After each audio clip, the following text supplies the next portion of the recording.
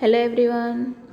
In previous video, we seen enzyme action, how the enzyme activate and do action, increase the rate of reaction, and the factors which are affecting enzyme activity that we already seen in previous video.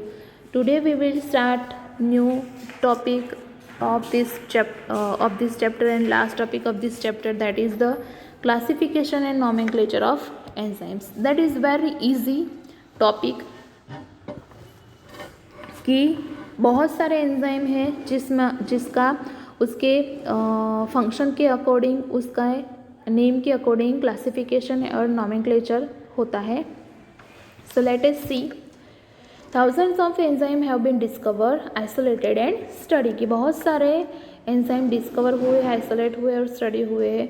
Most of this enzyme have been classified into different groups based on the type of reaction they catalyse.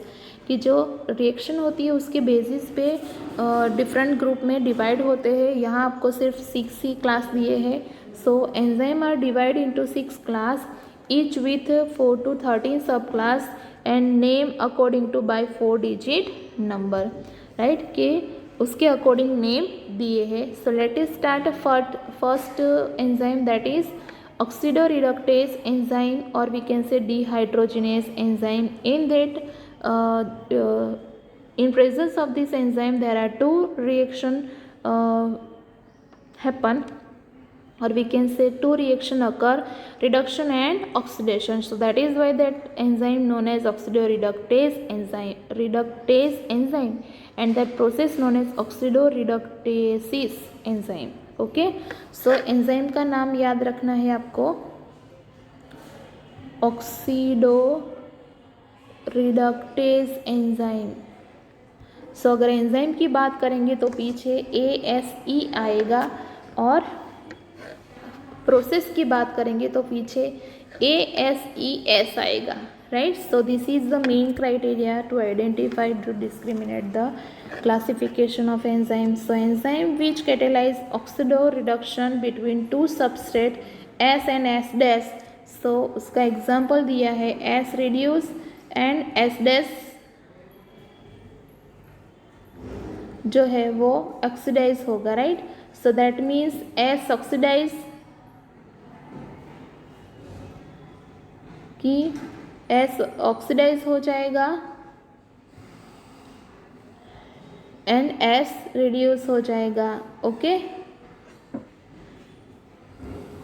So you can see S reduce था, by the end of reaction S oxidise हो गया, and S dash oxidise था, that become S dash reduce. Okay, so this is the first reaction, oxidoreductases, which are in that process oxidoreductase enzyme which are responsible. Then next, second is transferases. ट्रांसफरेसिस में enzyme कौन सा आएगा, transferase.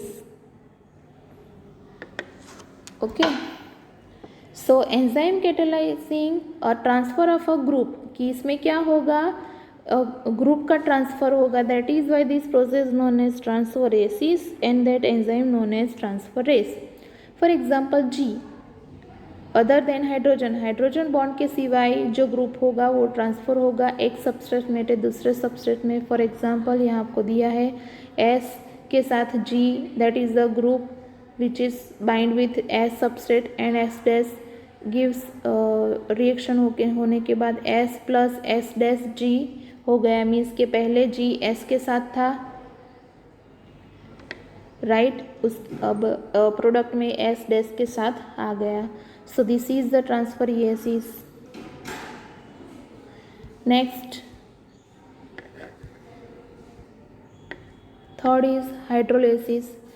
Hydrolysis enzyme catalysing hydrolysis of ester. Means के जो bond form होते हैं ester, ether, peptide, glycosidic, carbon carbon, halide और phosphate nitrogen bond. During that process water molecule will be released, so that is why this process known as hydrolysis. You can you already learn in ester bond and peptide bond and glycosidic bond. Already I explained you in bond types of bond, right? So that process known as hydrolysis, and for this process hydrolase enzyme which is responsible. Okay, very easy nomenclature and classification of enzyme. Next 4, that is lysis.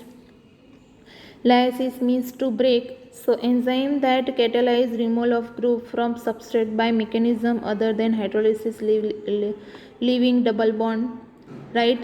कि lysis means के उसमें break down होगा कि big molecule जो है, for example 6 carbon molecule convert into 3 carbon molecule, and that process known as lysis, right?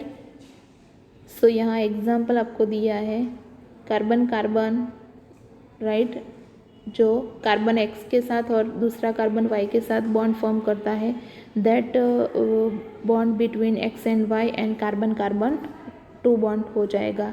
Okay, then next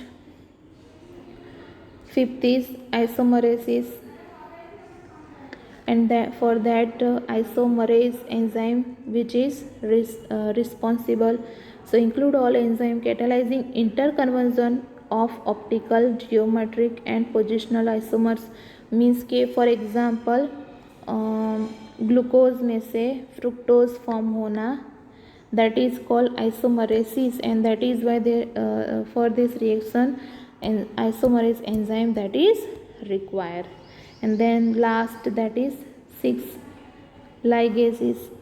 Ligases enzyme which are responsible for the linking of 2 substrate, right? जैसे lysis हम एक substrate में से, एक molecule में से 2 molecule form करते थे, क्योंकि हम बड़े मॉलिक्यूल को ब्रेक करते थे लाइसिस में. लाइगेसिस में जो भी ब्रेक हुआ है वो हम लिंक करेंगे एक दूसरे के साथ.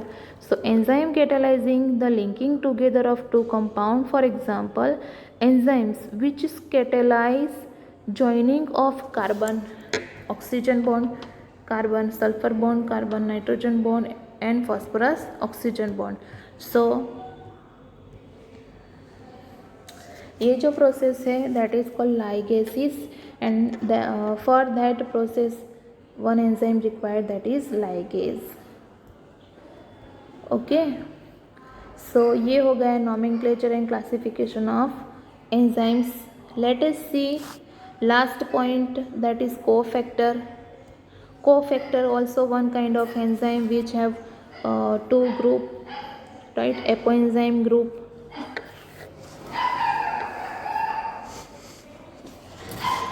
यहाँ आपको लिखा है.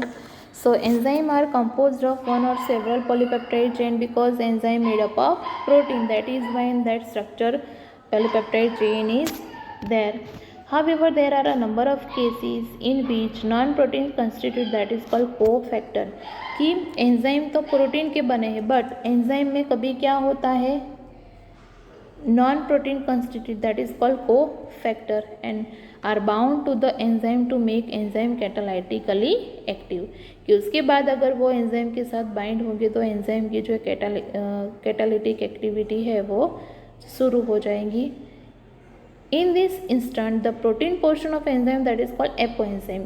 कि प्रोटीन पोर्शन जो होता है एंजाइम का that is called apoenzyme, right, and non protein constitute that is called cofactor. याद रखना है, protein part that is called apoenzyme and non protein part that is called cofactor. So 3 kind of cofactor may be identified. First is prosthetic group, second is coenzyme, third is metal ion. So first हम देखते हैं prosthetic group के बारे में, उसके बाद coenzyme के बारे में और उसके बाद मेटल आयन के बारे में. So first that is prosthetic group. Organic compound है. Prosthetic group are organic compound and are distinguished from other factors in that they are tightly bound to the apoenzyme.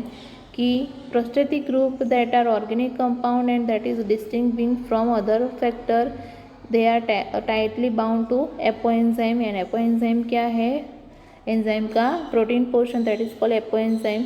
For example, in peroxidase and catalase, which catalyze the breakdown of hydrogen peroxide to water and oxygen, heme is prosthetic group and it is a part of active site of enzyme. कि हम peroxidase और catalase enzyme की presence में hydrogen peroxide का break down करें तो हमको water and oxygen मिलता है, और उसके अंदर हेम एज अ प्रोस्थेटिक ग्रुप होता है. That is the part of the active site of enzyme, right. उसके बाद हमको बोला है कोएंजाइम के बारे में. प्रोस्थेटिक ग्रुप के बारे में तो देख लिया. Now coenzyme also are chemical, organic chemical, but their association with apoenzyme is only transient. कि जो भी एसोसिएशन है एपोएंजाइम के साथ, दैट इज अ ट्रांसिएंट. थोड़े समय के लिए होता है, right. Usually occurring during the course of catalysis. Furthermore coenzyme serve as a cofactor in a number of different enzyme catalyse reaction. की बहुत सारे ऐसी एंजाइम की रिएक्शन होती है जिसमें coenzyme serve as a cofactor. So the essential chemical component of many coenzyme are vitamins. कि essential chemical component है for many coenzyme which are organic compound, that are vitamins. For example, coenzyme that is nicotinamide adenine dinucleotide. Coenzyme nicotinamide adenine dinucleotide and nicotinamide adenine dinucleotide phosphate that contain vitamin niacin, right. So यहाँ prosthetic group that is the one kind of organic compound, coenzyme also organic compound. और यहाँ हम देखेंगे metal ion का function, right. Metal ion कैसे function करता है. सो coenzyme के बारे में पता चला कि कोएंजाइम, हम निकोटिनामाइड एडेनाइन डाइन्यूक्लियोटाइड की बात करें तो there are different kind of coenzyme. I explain you, मैं आपको एक लिस्ट बना के देती हूँ, पहले हम ये देख लें उसके बाद, ठीक है. सो अब मेटल आयन के बारे में देखेंगे. अ number of enzymes require metal ion for their activity which form coordination bonds with side chain at the active site. कि मेटल आयन जो है वो एक्टिव साइट पे बाइंड हो जाएंगे और एंजाइम एक्टिविटी को कोऑर्डिनेट करेंगे, and at the same time form one or more coordination bond with the substrate. कि फॉर एग्जांपल, और उसके बिना ये मेटल आयन अगर एंजाइम के साथ बाइंड ना हो बाइंडिंग साइट पे, एक्टिव साइट पे, तो एंजाइम एक्टिवेट भी नहीं होते. ऐसे बहुत सारे एंजाइम हैं, बट यहाँ आपको सिर्फ एक ही एग्जांपल दिया है. So zinc is a cofactor for proteolytic enzyme carboxypeptidase. Means what, यहाँ इसको प्रोटियोलाइटिक एंजाइम क्यों बोला है, because it digest protein, and specially हमारे इंटेस्टाइन में जो होता है वो कार्बोक्सीपेप्टाइडेज एंजाइम होता है. जो हमारे फूड होता है उसमें प्रोटीन जो है वो प्रोटीन को डाइजेस्ट करता है, but that enzyme activate in presence of only zinc. कि जिंक की प्रेजेंट में ही वो एक्टिवेट होता है. सो ऐसे बहुत सारे एंजाइम हैं जो सिर्फ और सिर्फ पर्टिकुलर मेटल आयन के प्रेजेंस में ही एक्टिवेट होते हैं और एंजाइम की एक्टिविटी करते हैं. Okay. So catalytic activity is lost when the cofactor is remove from the enzyme. Catalytic activity loss हो जाएगी जब कोफैक्टर एंजाइम में से रिमूव हो जाएगा, which testifies that they play a crucial role in the catalytic activity of the enzyme. की ये जो है वो इम्पोर्टेंट रोल प्ले करते हैं कैटालिटिक एक्टिविटी में. ओके, समझ में आया. सो हमने कोफैक्टर में क्या पढ़ा, प्रोस्थेटिक ग्रुप पढ़ा, को एंजाइम एंड मेटल आयन पढ़ा. कि प्रोस्थेटिक ग्रुप का एग्जांपल हमने लिया peroxidase and catalyse enzyme, right. उसके बाद कोएंजाइम में एग्जाम्पल लिया nicotinamide, adenine dinucleotide phosphate and metal ion में जिंक लिया, राइट, जिसमें प्रोटियोलाइटिक एंजाइम जो है कार्बोक्सीपेप्टाइडेज वो फंक्शन करता है। अब दूसरा में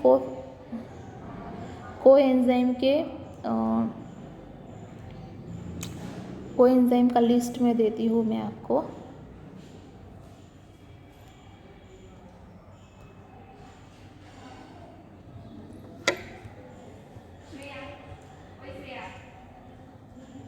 कोएंजाइम जिसमें ऑलरेडी आपको पता है NAD,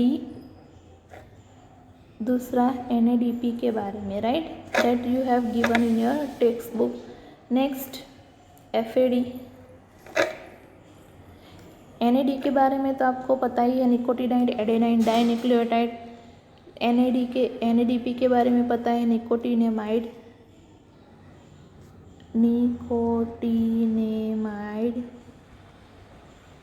dinucleotide phosphate, right. FAD flavin adenine dinucleotide. Next FADP flavin adenine dinucleotide phosphate. Then FMN flavin mononucleotide.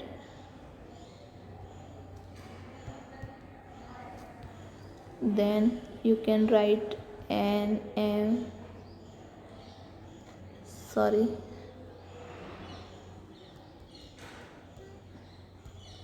So this is another coenzyme which activate the enzyme activity, which are responsible for increase the enzyme activity. Okay, so इसी के साथ हमारा ये 9th chapter ख़त्म हुआ। This is very useful chapter according to your board 12th standard और higher classes, right. Biomolecule that is always important. Okay, so जो भी मॉलिक्यूल है, जो भी मॉलिक्यूल का स्ट्रक्चर है, you have to learn properly. If any doubt then you can ask to us, but you have to learn properly. With that our chapter completed, and after that I send the PDF of test of this chapter. You have to write honestly test in your notebook, please. Okay, उसके बाद next video में हम new chapter start करेंगे। So almost 50% chapters are completed here, and in next video we will start a new chapter. Okay, so यहाँ तक आपको अच्छे से समझना है, अच्छे से पढ़ना है। I hope you all are understood chapter number 9। In next video we will start new chapter. Thank you.